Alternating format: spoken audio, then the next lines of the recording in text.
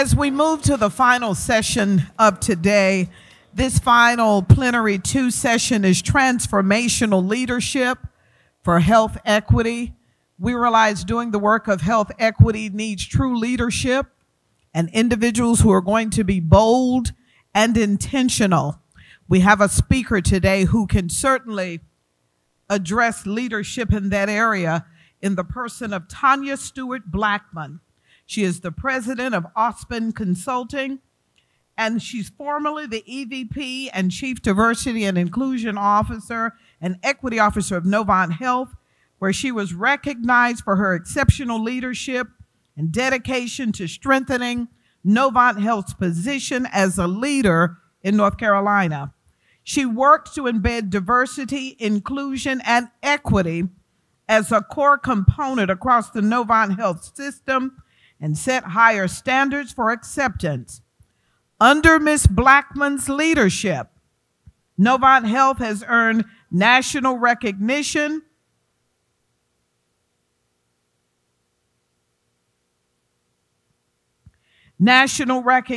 which includes the Centers for Medicare and Medicaid Services inaugural Health Equity Award, Human Rights Campaign Healthcare Equity Index Leaders in LGBTQ Healthcare Equality, NACD NXT Board of Trustees as #1 Diversity Innovator in America for nonprofits, American Heroes for North Carolina Liberty Award, and Forbes list of Best Employers for Women and Best Employers for Diversity.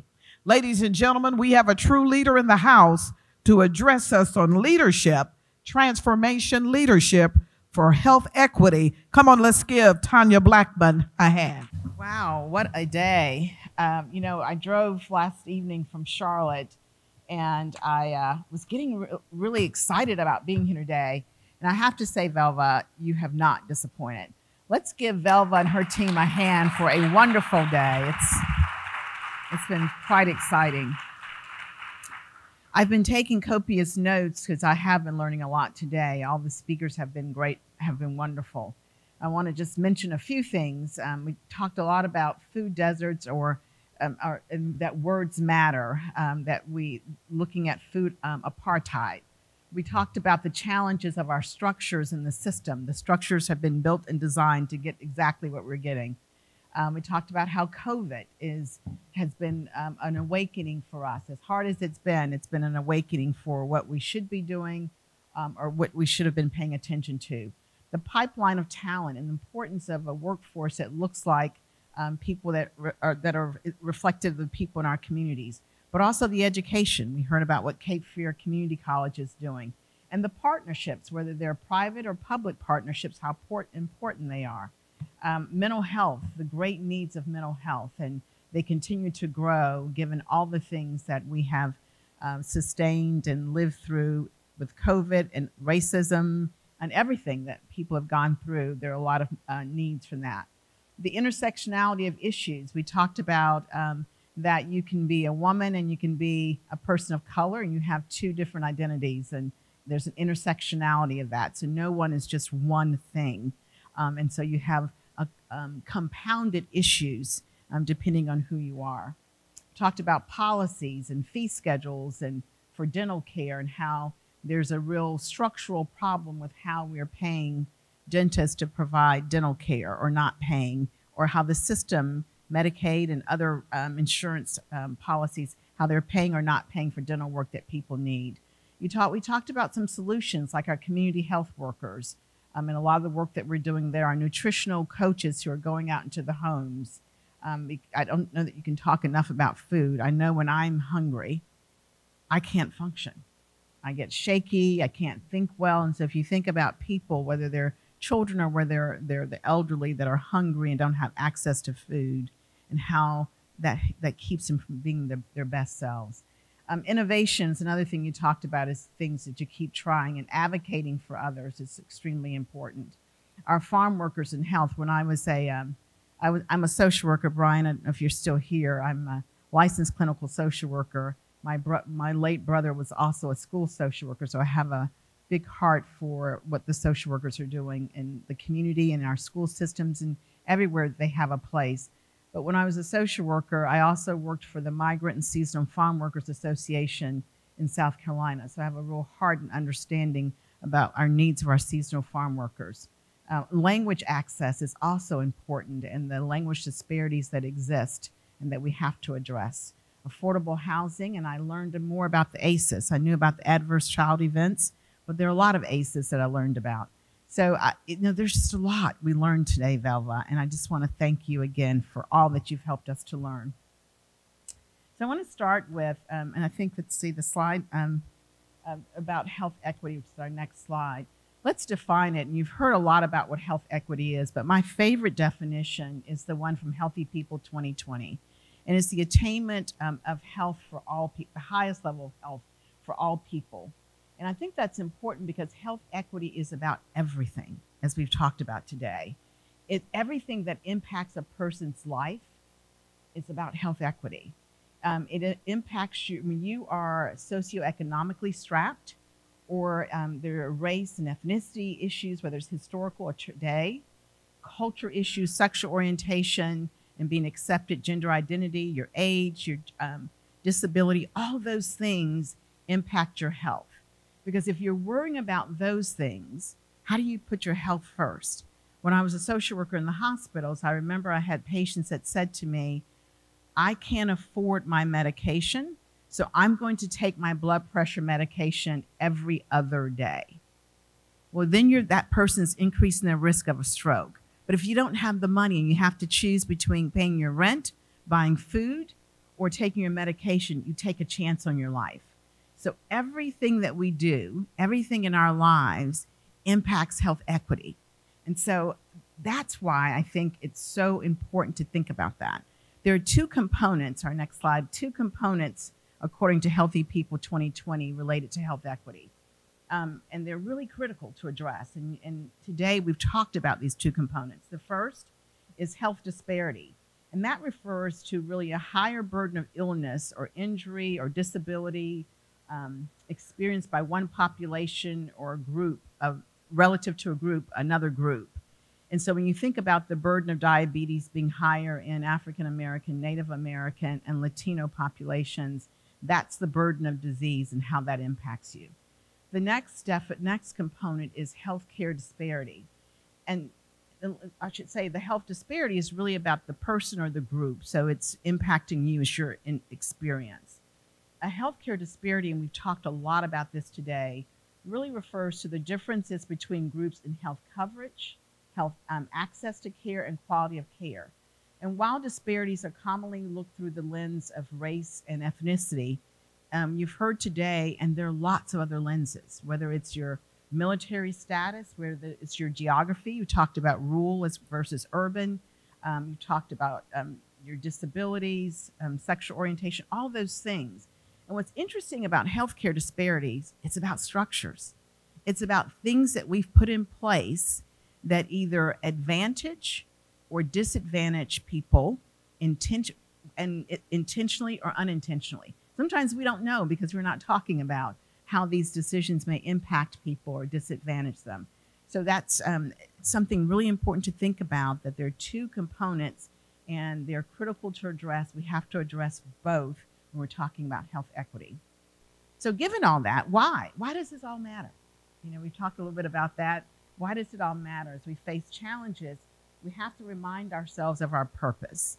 And it's so easy to get sidetracked and to get angry and to not think about keeping your eye on the prize and where you're really trying to go. According to lots of data sources, I think it was Megan, and I'm really impressed with that Cape Fear Collective. That is a wonderful product. As we talk about data, there's data from the CDC, the National Center for Health Statistics, Health and Human Services, Office of Minority Health, and they tell you a story. They tell you a lot of things, and you've heard that today. But for example, Latinos experience greater disparities in the risk for diabetes. Nearly 44% of African American men and 48% of African American women have some form of cardiovascular disease. Diseases of the heart, cancer, and diabetes are among the leading causes of death of American Indian, Native American, or Alaskan natives. The gender pay gap A widely reported disparity in income has implications for health inequities because income is tightly connected to health. So if you're not getting paid the wages, how can you take care of your health? When you think about our LGBTQ plus and the youth, they are 2 times more likely to attempt suicide. And people who are transgender have difficulty accessing preventive care, urgent care, and are less likely to have health insurance. People with disabilities, including those with health insurance and those without, are twice as likely than people without disabilities to not receive medical care because of cost. And then you think about the risk of suicide in our veteran population. My late dad, who passed away last year, was a retired Marine. And so veterans are near and dear to my heart. And you think about the risk of suicide in the veteran population is much higher than in the general population. And when you think about them leaving the military, they have some military disadvantages or post-employment disadvantages that really can impact their physical and mental well-being. So there are a lot of statistics, and you all can Google them and read all of them, but there are a lot of statistics. And I think what's important here and why it matters is we're talking about human beings. We're talking about all of us. We're talking about our loved ones. We're talking about our friends. We're talking about our community. We're talking about people. And my late mom always taught me, who was a school teacher, that it is so important to know and to value people for who they are and value human beings. So that's why this matters, because we're talking about you, we're talking about me, we're talking about our loved ones in the world. Another thing that struck me as I started thinking about this session is that not only is health equity important, but the title, and thank you, Velva, for helping me with that title, presupposes something else, that the achievement of health equity is not a small matter. It really isn't. It requires transformational leadership. And that transformational leadership is not ordinary leadership. It's not what we do every day. It is not improved leadership. It truly is transformational. So I want to talk to you about what transformational means, because it takes a lot of work to do that. So I looked up the definitions of transformation. Someone that I used to work with called me a little nerd, but I don't think I'm nerdy. I just like to learn. So I looked up the word transform, and there were a couple definitions. I Googled it. To make a thorough or dramatic change, as you can see, in something. To change completely the appearance of a character or something else. But basically, transformational leadership is not only important, it really is required. It is required to do this work. Someone mentioned earlier that this is hard work, and it's continuous. If you're not in it for the long haul, you probably shouldn't be in it, because it is not a quick fix. It is really, you have to stay in it for the long haul. And some people will say sometimes, are we there yet? Are we done? Well, usually the people that are saying, are we done, or haven't we done enough, are the people who are on the inside, who have access. The people who are on the outside and don't have access are not saying, are we there yet? Are we finished? Haven't we done enough? Because they know that we haven't done enough. Next slide. It is essential to, when I think about it, it is really essential to the achievement of health equity that we as a community impact the health and the lives of people in a positive way if we're going to be transformational. The stats that I mentioned before, it's something to look at. It's something to pay attention to, but we have a long way to go. And I think someone said that earlier. We really have a long way to go. Not because there isn't effort, because there's a lot of effort. And I would say in this room and what I've heard in this community, you should be applauded for all the work and the effort and the time. Being in this room today is a lot of effort and time. But it is complex and it's deep-rooted. It's deep in the ground, lots of things in the ground that seep out from time to time, but it's there. So how do we get there? There's this quote by Chris Anderson of the TED Talks. And it reminds me of what I was taught when I pursued my social work degrees in counseling.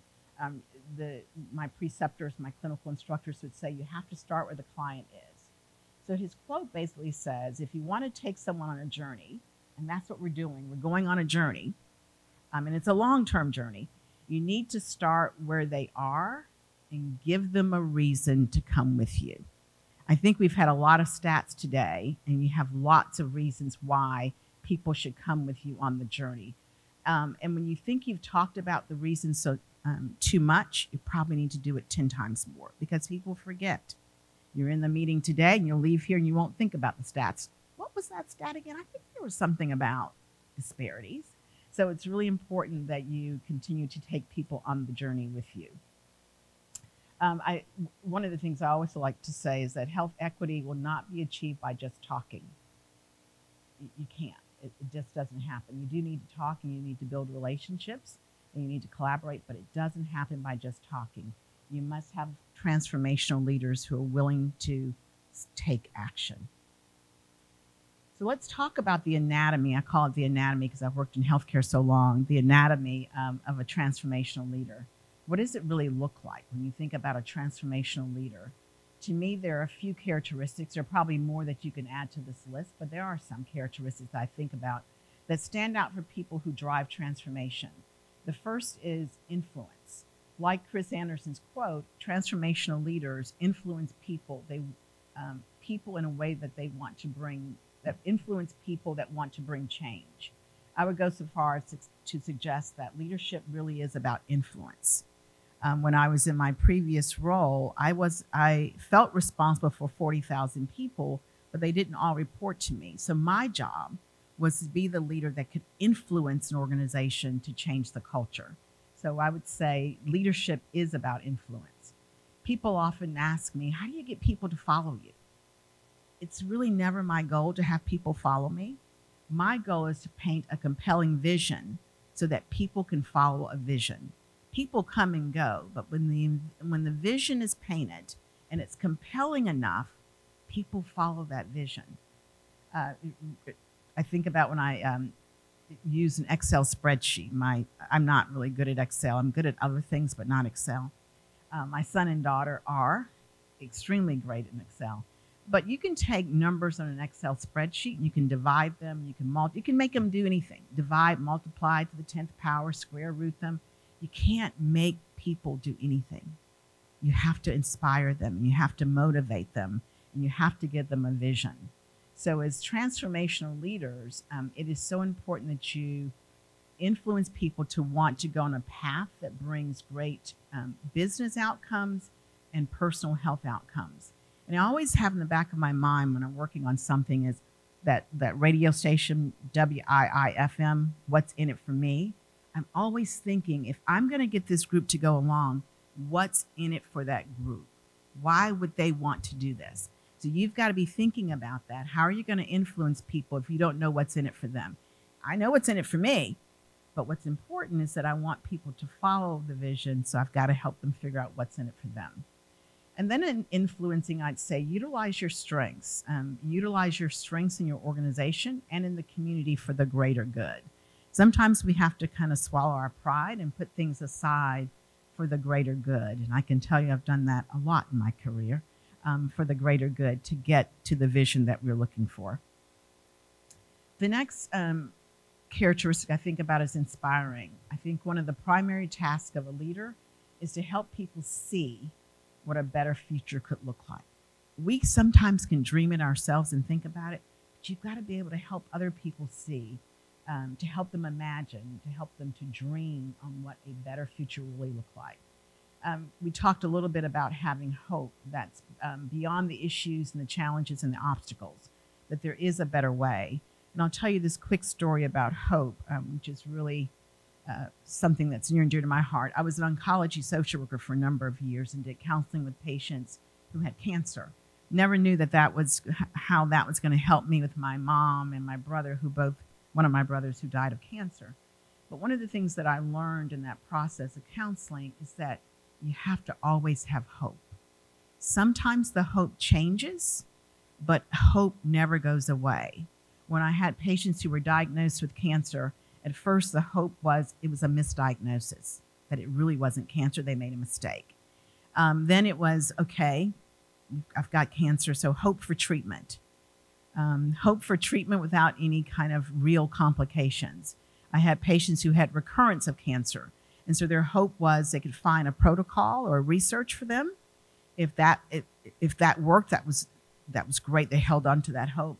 If that didn't work, and sometimes I had patients who were terminal, the hope was that they would be able to live with cancer for as long as they were going to live, and whatever quality of life that was for them, whether that was an hour, a day, or a year, they had hope to live with cancer. So for this work, you have to keep hope. It may change. This year we had hoped to do this, but it's going to actually be next year. You still keep hope alive because people are inspired when there is hope. Build better connections with others. We talked in the room today about that you can't do this alone. It's a partnership, that you have to build partnerships. No one person can bring change alone, nor does one person have all the answers. Even though sometimes in healthcare we think we do, but we don't. No one has all the answers. Transformational leaders really galvanize others to help bring in the change, to help think of answers, think of what some of the what ifs, think of ways that we could problem solve issues. They assume that they don't operate in a silo and that they need and seek collaboration. It really is core to how do you operate. When you think about interconnectionness, listening to people and engaging with people is so critical. To go somewhere into a community and say, I know what you need. I came from that community, so I know what you need. Well, needs may have changed, and people have different needs, even in the same community. So making sure that you're listening and engaging and modeling that behavior. People pay attention to what you do. And so when you are modeling the behavior, then you start seeing innovation from other people. Which brings me to innovate. And we talked about that today, being innovative and trying different things. I don't remember who said it, but it's what got us here in the space of healthcare disparities and inequities in healthcare is certainly not going to be what helps us get out of it. So we've got to think about and be innovative. What are the things that have been tried and true that we want to keep? And what are the things that we know that haven't worked? The structures that we talked about having in place. I loved hearing about how Medicaid was changing their rules now about 12 months of postpartum aftercare for moms. I think that's wonderful. Transformational leaders are always looking for new ways of doing things and approaching or solving the issues because they're keeping their eyes on the prize and on the purpose. They don't get lost in the noise. When I was the president of an orthopedic hospital, we were making a lot of changes, and there was a lot of what I call noise, where people didn't want to do. They didn't understand the why, and there was a lot of resistance. And so I really had to help the team to not get focused on the noise, but to think innovatively about how we could get things to work and try new things, even if they fail, that we had to try new things. And then the last one is being intentional, really focusing on the purpose. And this work in pursuing health equity and making a difference requires intentional. We were talking at the table about being intentional. It requires intentional work. You have to stay focused, and it doesn't just happen. You aren't going to close your eyes and one day you wake up and it's all done. It doesn't work like that. You really have to work at it. So those are some of the characteristics that I think that are really important as leaders. Next slide. So what's next? Where do we go from here? How do you assess and grow as a leader to influence? And there are a few things that I talk about this. For each of us, I think the task begins with assessing ourselves. We all come to this place with our own preconceived ideas, our own biases, and our own way. Usually we think our way is the right way, which means that maybe the other person's way is wrong. And I really would encourage you to think about, because you're right doesn't mean the other person is wrong. It's just a different way. I really believe that looking at yourself and doing some deep dive work helps you then to connect with other people, and putting a strategy in place that will help you do that. We all know our hot and cold buttons. We can feel them. They start from your toes, and then before you know it, they work up to your neck, and then they're out.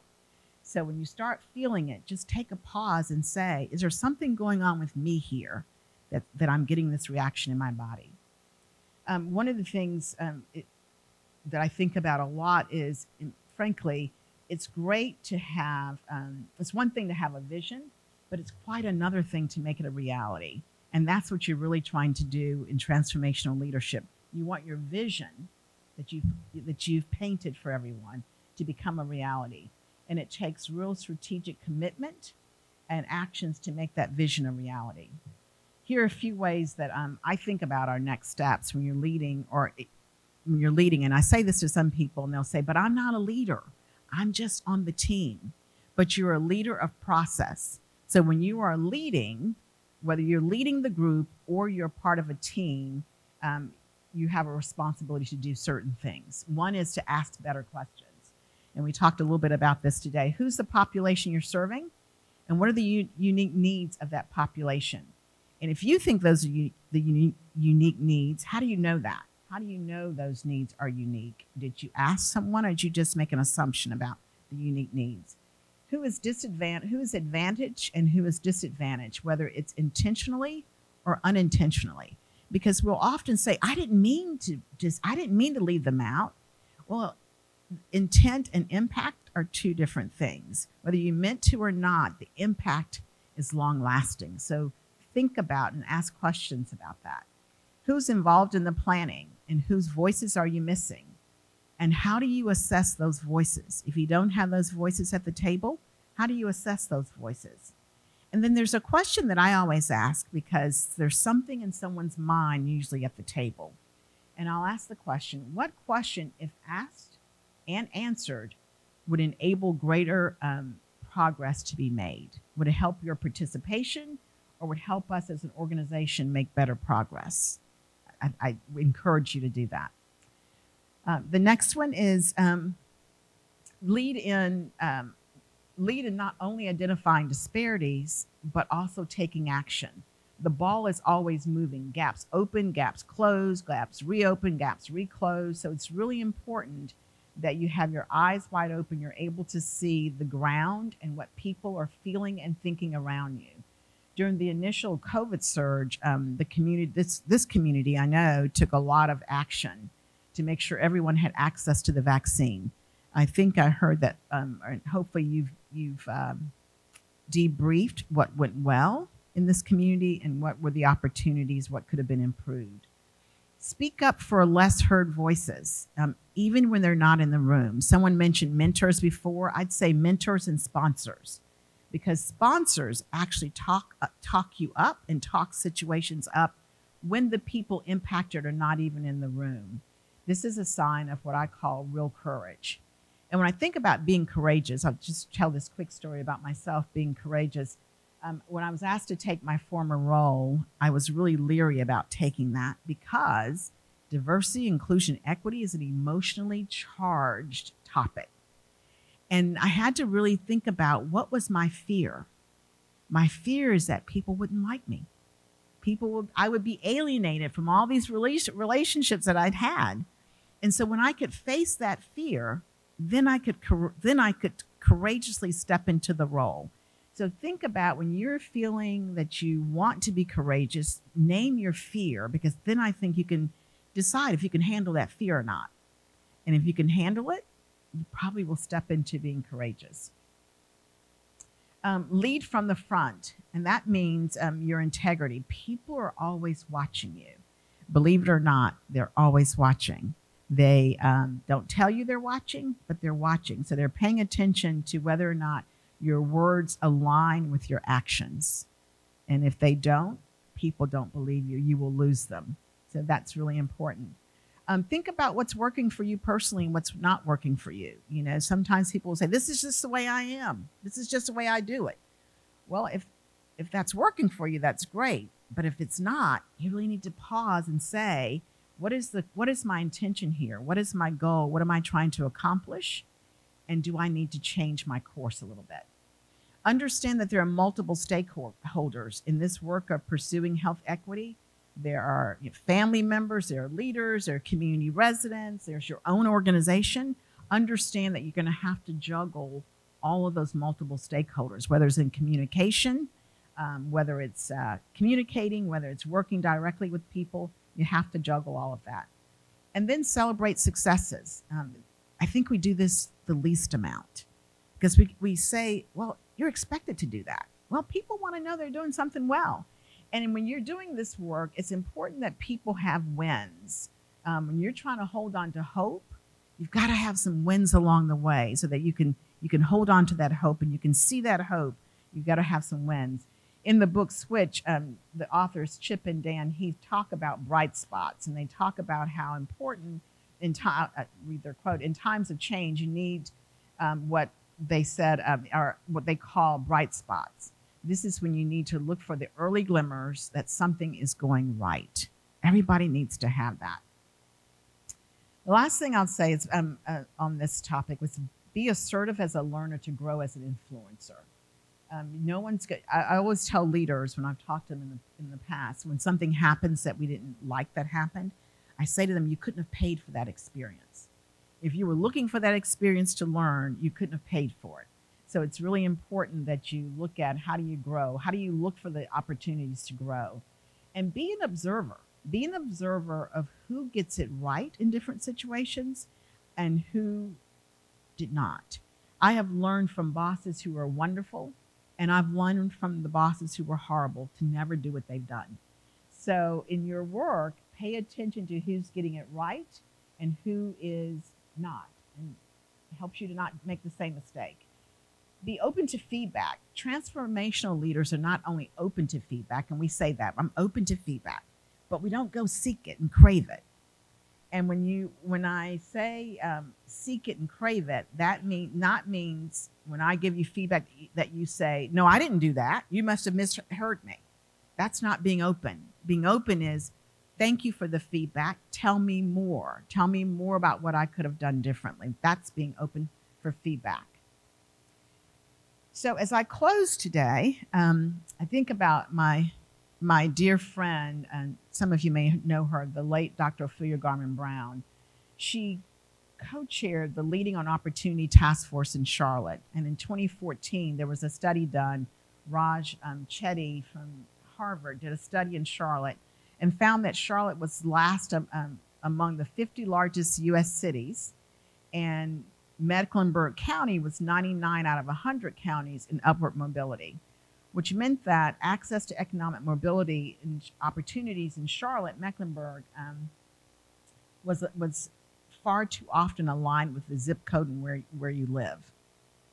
And so the task force under Dr. Garman-Brown's leadership made recommendations and a report that really led the community to come together as partners to create lasting transformational change in economic mobility outcomes. And you can Google the Opportunity Task Force. There's a beautiful report there if you haven't seen it. She was probably one of the most inspirational and transformative leaders I've ever met. And she had another quote, one more quote from her. And I think this may be appropriate for this city, for Wilmington as well. We have the resources to bring change. The real question is, do we have the will to do what it takes? So you could have the resources, but do you have the will to do what it takes? As I said, it's one thing to have a vision, but it's quite another to make it a reality. There are times, I think, when we want to give up because it's hard, but it will take real courage to speak up, to take action, and to continue to embark upon the work. There may be resistance, but that's okay. As a social worker, we think of resistance that is okay. Resistance is really about a fear of something. So lean into it. Don't get mad about it. Don't withdraw. If you get mad about it, talk about it with a good friend, but don't withdraw. Lean into it and figure out where the fear is coming from so that you can understand the fear and maybe help that person to work through some of that. It is why I think that I saved the most important concept for last for transformational leaders, and that is that transformational leaders are willing to stay the course, even when the journey isn't easy. They want to bring the change to an organization, to a community, to people, because it really matters and because the people matter. So I'll end one more quote from my friend. we are placed on this planet not for ourselves, but to enhance and empower the lives of others. Thank you for allowing me to be here today, and thank you, Velva, for this great summit.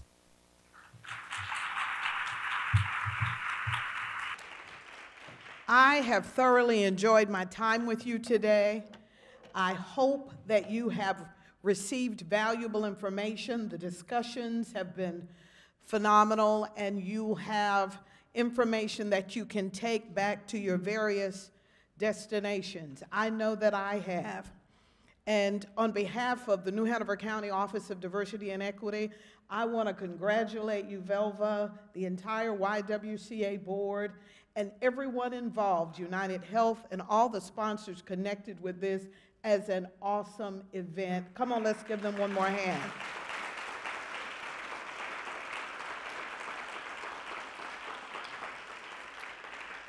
And before I leave the stage, we have coming for closing remarks Wanda Coley, who is the Vice President of Strategy and Execution with UnitedHealth Group, followed by the CEO, Chief Executive Officer of the YWCA Lower Cape Fear, Velva Jenkins. I'll be outside wanting to sign people up to help them silence their phones doing workshops. And so if any of you would like to sign up with me to do a class, especially for Ring, anyone, I'll be outside willing to help sign you up. Thank you. Thank you, Linda. That was great. I have to say, it's such an honor to be here today and to witness this health summit.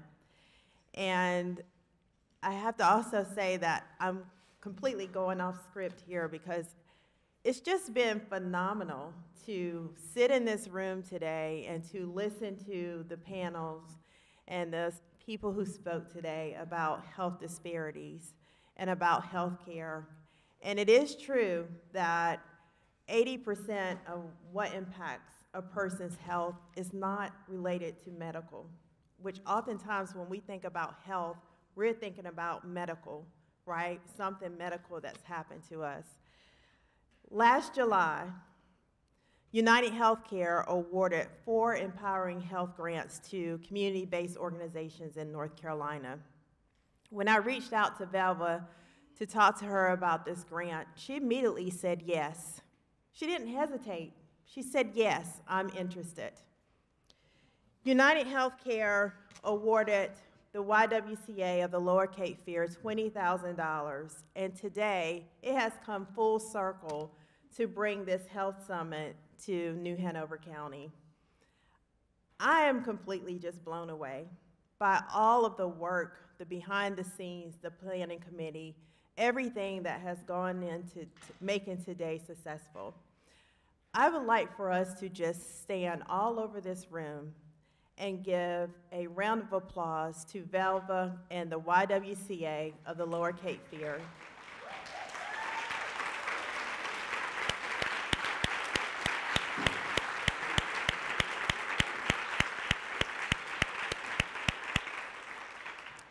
The YWCA's mission is to eliminate racism and empower women, and that's what's on that notebook, and to promote peace, justice, freedom, and dignity for all aligns directly with the goals of our Empowering Health Grants. So on behalf of the YWCA Board and UnitedHealthcare, a special thanks to Velva, the YWCA staff and volunteers who get up every day ready to engage in this difficult fight for racial justice while transforming communities, systems, and public policy. Thank you to the planning committee, speakers, other sponsors, and everyone who played a role in making today successful. In closing, I would just like to reiterate my appreciation of your time and commitment today. Our collective efforts will go a long way in improving health outcomes for our community. Thank you. Wow, that's all I can say. This has been an outstanding day here in New Hanover County. And I just want to say that we started this morning very early. I was here probably before 7 o'clock, was told to be here for 6:30, but I just can't make a 6:30. I'm sorry. But I was here about 7 o'clock, and just to kind of just make sure that someone was here to greet our visitors and our participants. And we started this day with Ms. Alicia Rhodes, our YWCA USA COO, talking about the problems mainly caused by a system that is working the way it is designed to work, and all the other amazing topics that we had in between up until a few minutes ago. And then we had Ms. Blackmon, and she started, and she was talking about health equity, transformation leaderships, structures, human needs is why it matters, transformation is required, and you must be in it for the long haul. And then she says, start where people are and give them a reason to come along.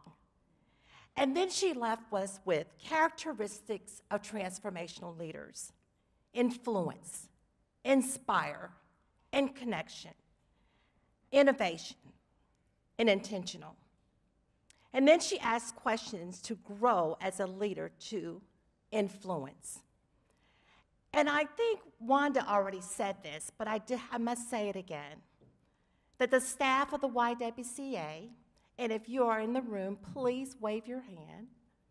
I see some of you, come on, lift it up. To work in nonprofit, you must have the passion to do the work. And these individuals, they get up every day to do this work of eliminating racism and empowering women. Today, the knowledge that filled this room inspires me to continue to do much. This day was initiated from a vision, a committee, a $20,000 grant, and sponsors like Wilmington Health, North State Bank, AARP, Cape Fear Collectives, and NC Project Lead. We thank you for all of your support. And I thank each and every one of you. Most of you spent the whole day with us. Don't let someone tell you that you're doing too much. Now, I stole that from somebody today. I challenge you to get involved and let your voices be heard. And let's bring about change. Thank you again, and I look forward to seeing you somewhere else in a room doing the work that we do in this community. Thank you.